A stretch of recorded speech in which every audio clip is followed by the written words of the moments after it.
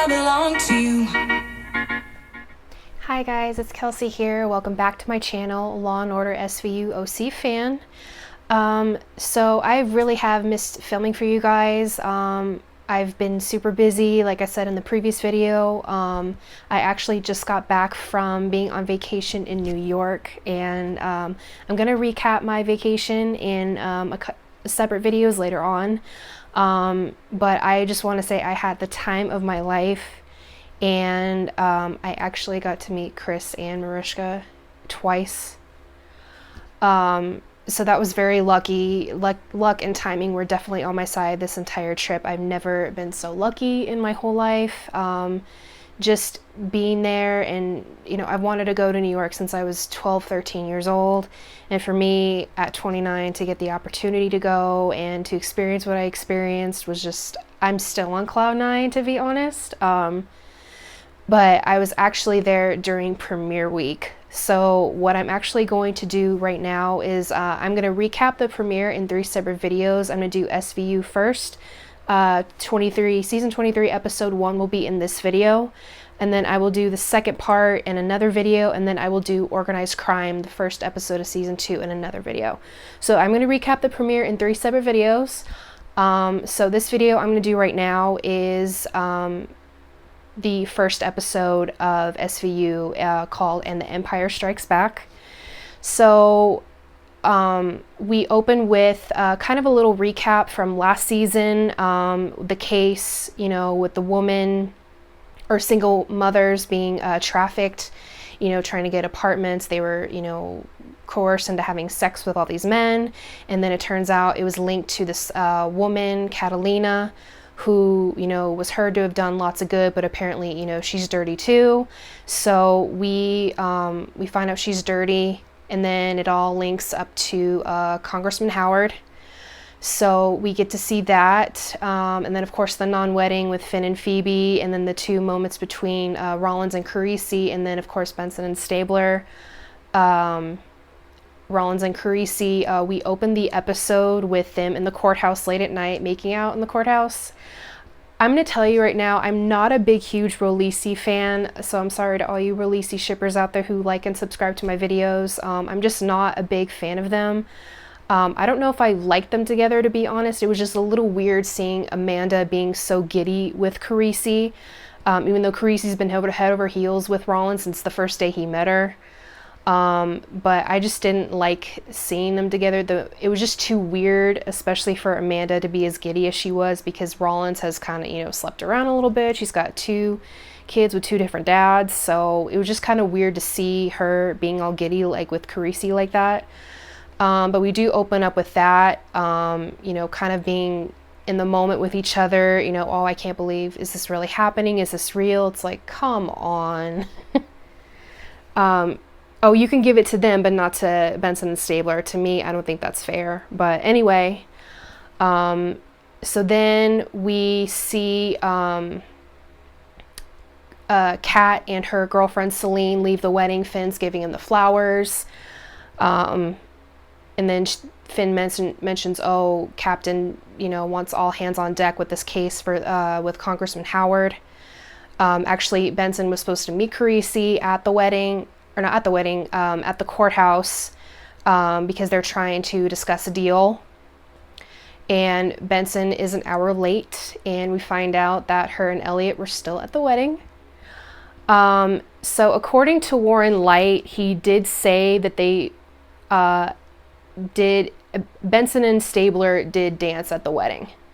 But because Mariska broke her ankle, and then Chris, of course, grew a beard, they didn't show it. And to me, I don't think that's fair. They still could have done the dance. Chris could have shaved off the beard. Mariska, unfortunately, she did break her ankle, but they could have worked around it. They could have included it somehow, or they could have given us another moment besides a dance, like anything. We would have taken anything, to be honest with you. So yeah, I'm still kind of bitter about that dance, even though we got robbed in the season finale. But unfortunately, it is what it is. Benson was being all flirty, talking to Elliot over the phone. She's driving to the courthouse. It's real late at night. Elliot being all soft, saying, it was kind of nice to, get away and have fun. And, she's smiling, and you can tell he's smiling through the phone too. So then we see this car coming up behind Benson, and, Carisi, actually before that, Carisi's trying to call her because obviously she's late. So Carisi calls her, he asks, "Where are you live?" And she says, "Oh yeah, I'll be right there, I promise." So Carisi starts discussing the case without her, and then this car pulls up beside Benson, and, she's still talking to Elliot on the phone, and she says, "Oh, this idiot's behind me." And then Elliot says, "Oh, Liv, let him pass." And I heard a couple people comment that it was kind of like a Blink Your Lights 2.0, Liv, let him pass. I didn't think about that before, but that was kind of an interesting little parallel. I don't know if it was meant to be a parallel, or we're just so desperate for EO content in our minds that anything is a parallel with them. So then this guy hits her, she crashes into the bridge, and then next thing we see Olivia being on a gurney, being loaded into the ambulance, and that's when we see EMT Elliot. She's dreaming of him with the beard. That's the only theory, in my opinion, that did make sense, because how else would Elliot grow a beard overnight with the wedding? So they had to have it make sense.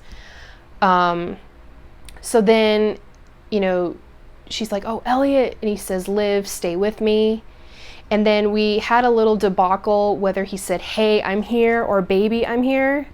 It's kind of like the blue and black dress or gold dress theory, if you're familiar with that. I thought that was kind of funny.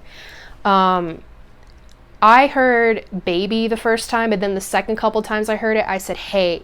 I heard him say "hey." So comment below and let me know what you guys think if you watched the clip. It's on Twitter. It's in slow motion, actually. It's in slow motion, and it's without the music, so you can hear better. And just let me know what you guys think if he said "hey" or "baby." My opinion has now changed to "hey." I thought it was "baby" at first, but I think he did say "hey, I'm there." It would have been cool to hear him say "baby," but we're not even there yet. They're not even a couple yet. They still got a lot of crap to work out.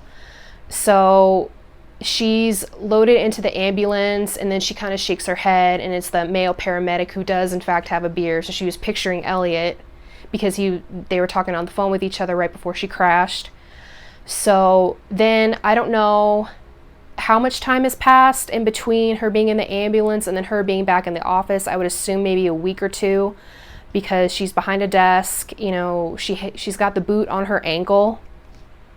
And they keep saying to her, oh, Liv, you need to take care of yourself. You need to be off your feet. No, I'm fine. Olivia Benson being as stubborn as she is. And of course, I'm sure that was Mariska too, because she was going through that in real life while filming.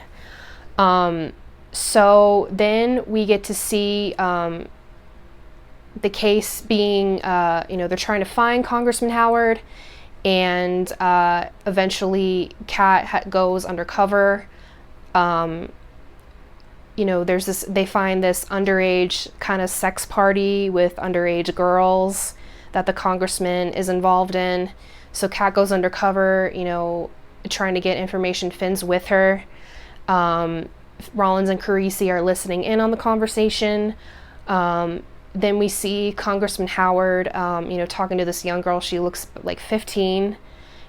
He leads her into a room. She drinks champagne, and of course it's been roofied, so that isn't looking good for her. He leads her into a room. She lays down on the bed, and then he kind of starts unbuckling his pants. I'm like, can you please hurry up and get this girl out of here? So they do. Rollins and Carisi rush in, and Kat rushes in too, and Finn rushes in, and then we find out that this DJ who was meeting with the congressman is actually an undercover detective that was sent there by Chief McGrath. So everybody's in shock, and they never heard of, they were given no information about this undercover detective. But then we find out that Liv knew about the undercover detective because Chief McGrath told her. And we also find out that it's not looking good for Chief Garland because he was involved with Catalina, and Catalina ended up being dirty. So now Chief McGrath is trying to convince Liv that he might be dirty too, which isn't the case. And Olivia tries to tell him that, and of course Chief McGrath is being an ass and doesn't listen. So that's what's going on with that. And then it's just a lot of dirty situations, you know, with this case, you know, Congressman being underage, and then Olivia being interrogation with the congressman was just so badass because, you know, she's just bantering with him back and forth with every single comeback in the book that you can imagine. So then towards the end of the episode, we do see, we find out that the mother, if you remember from last season finale, the mother, single mother with the son, it looks like she's being targeted. So Kat was trying to convince her earlier in the episode to try and testify because, you know, nobody else would testify. It turns out the other girls that they got who were involved with the congressman were too scared to testify. So she's the only one who could testify. And if she doesn't, then the case goes out the window. So then we find out she's too scared to testify. All she wants to do is protect her son and just have her life back, basically. And then we do see, towards the end of the episode, this young girl Jenna could be targeted as well. And we do find out that the guy, I'm pretty sure it was a bodyguard or somebody else who was involved with the congressman, is now dead, committed suicide. And then the guy who was in prison, I forgot who he was. Whoever he was involved with the congressman somehow. 3 inmates beat the crap out of him, and he ended up dying from his injuries.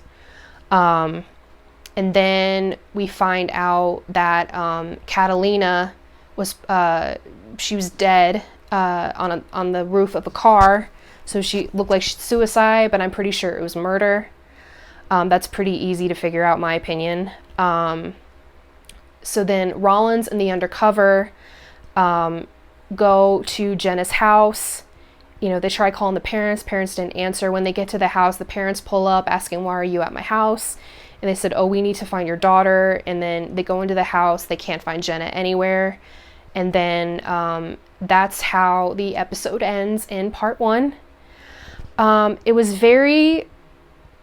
very on edge, you know, it kept me on the edge of my seat, you know, wondering, you know, what was going to happen next. I thought the episode is very well written. I thought it kept me guessing for sure on what was going to happen next. So stay tuned, comment below, let me know what you thought of part 1 of SVU, and I will see you guys in the next video for part 2. Bye guys.